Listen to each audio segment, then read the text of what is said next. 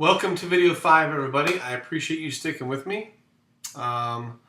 This is going to be, I don't know how long this series is going to be. I've never done this before. I mean, I've spent all day, I've spent multiple days training people on this kind of information. I'm putting these videos together so that the new person who's really hungry can get a head start and, kind of hit the ground running and not have so many basic questions. So we're going to go over the next type of transaction.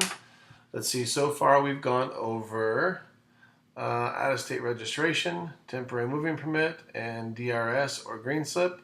We're going to go ahead and go over out-of-state purchase next, which is right here. And like I said, you should have this in your hand. An out-of-state purchase is very similar to lots of other transactions. I'm going to go through this a little bit quicker, and you'll start to see why these transactions are becoming similar, but there's just enough difference in them that you have to know the difference, otherwise it's never going to get done. So, again, you've got to have proof of ownership, and it's a new purchase from a dealer out of state or out of country, so here's what you have as far as options go. If it's a purchase, you've got to have a purchase agreement. If it's a lease, you've got to have a lease agreement. It's generally a big, long, pink, yellow, or white sheet of paper, and that document will show the date of purchase, the VIN number, how much it was there sales tax paid, was there not sales tax paid, was there a trade-in, was there not a trade-in, how many payments and all this stuff. It's basically, the full deal contract on what the agreement was. In addition to one of those two contracts, whether it be a lease agreement or a purchase agreement, you may or may not be getting what's called a title or an MCO. Now let me explain to you what a title is. A title is a document that says that it's the transferring document to change it from one person to another, or from one dealer to a person, or it can go from dealer to dealer to dealer to dealer to a person. However that happens, the title is the ownership document necessary to make that happen. Most cases, in my experience, people finance their vehicles and they never see the titles. The banks handle it with the dealership, and it's all kind of done behind the scenes, having nothing to do with us. Occasionally, customers do get the titles, and they're asked to register title and make sure the bank gets on as a lien holder. We'll get into that in a minute. And then there's another thing called an MCO, which stands for Manufacturer's Certificate of Origin. Now, a title, for example, will have at the top the state of so-and-so. So, state of Nevada, state of Washington, state of California, whatever it is. An MCO will not have a state. It will have a manufacturer. So it might say Honda Motor Cars, or Lexus Motor Cars, or General Motors. It'll show the manufacturer, meaning it hasn't been titled in any state yet. That would only apply to a brand new vehicle. Okay? So I'm not going to get into too much specifics on those. Those we'll kind of do in person, because that can get very, very tricky. But you don't have to have the title or the MCO in order to register the vehicle. You can do it with the lease agreement or the purchase agreement, and the titling can be done later. The titling and the registration are two completely separate transactions, so don't let any overzealous DMV technician tell you, well, we can't do the title because there's an issue, so I can't help you at all. That's not true. Set the title aside, so let's just use the purchase agreement, we'll register it like this, we'll get the title fixed, we'll come back, don't worry about it. The key to dealing with the DMV is to be kind, be humble, be nice, be courteous, be friendly, be somebody that they want to be around. If you want to argue and clash with them, even if you do know better, that's the fastest way to get asked to leave, and then you may have to leave my company as well, because I need people who can get along with the people inside the DMV.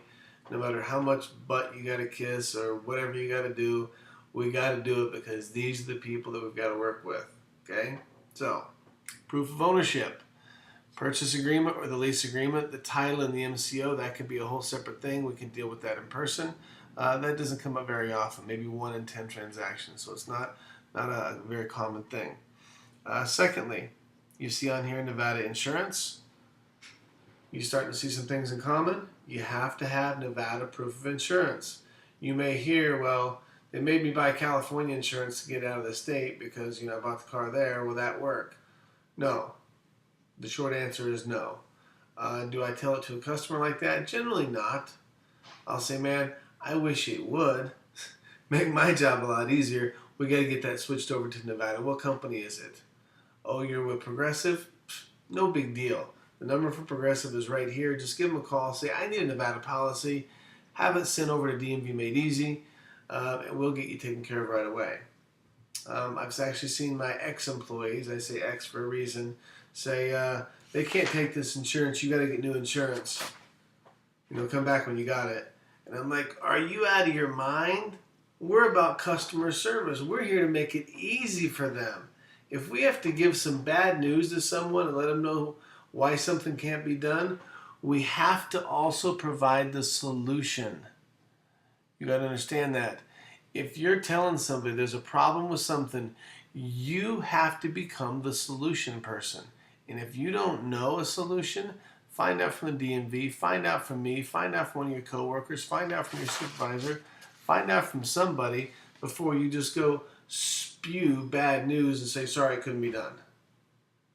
Don't do that. That makes people feel apprehensive, and I want people feeling good. In the same situation, if I find out there's an issue with something at the DMV, I'll call up Mrs. Smith. How you doing? This is John Eric at DMV Easy. Man, I wish I had the best news in the world for you, but fortunately, it's not even that bad. They found a little issue with this or this or this, and this is how we can get it fixed.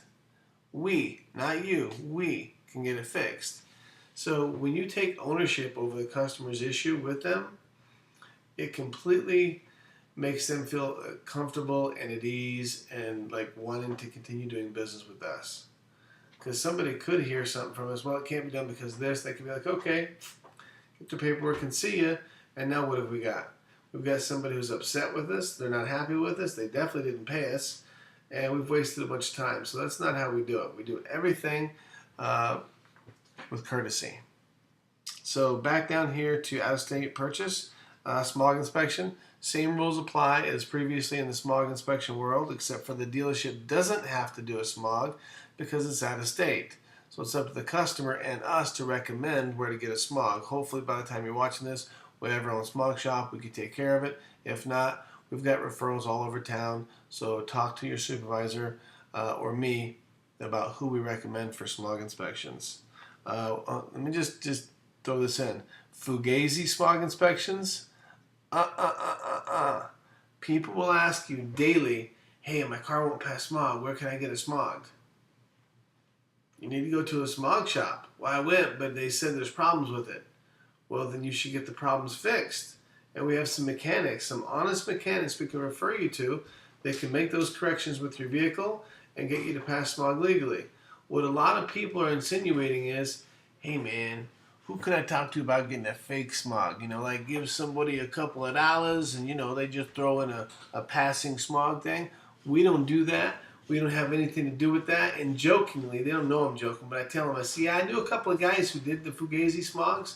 They both went to prison for it, so I don't know anybody now. So, and the truth of the matter is, if you can't pass smog, you shouldn't be driving your car. You're polluting the air that I breathe. That's how I feel about it. I don't want people getting fake smogs. Go get your car fixed. If times are tough, bum a ride. Do whatever you got to do. But we don't participate in illegal activity at all, one bit. It will not be tolerated even for a second. That's so weird that it's the opposite. Anyway. And also a VIN check. So we have 40 seconds to talk about a VIN check. A VIN inspection is very simple. We talked about it earlier. It's a drive-through at the DMV, or it can be done by any police officer anywhere in America. It's very, very simple. We've talked about it a couple times before, so I'm not going to go much into it. And then, of course, any of these transactions would require some method of payment to pay the DMV. One method is this. This is called a credit card voucher. The DMV or the customer can fill this out, and that will pay the DMV. And the next video will go over other options as well. So thank you for hanging in there for 5 parts. I hope this has been at least remotely entertaining as well.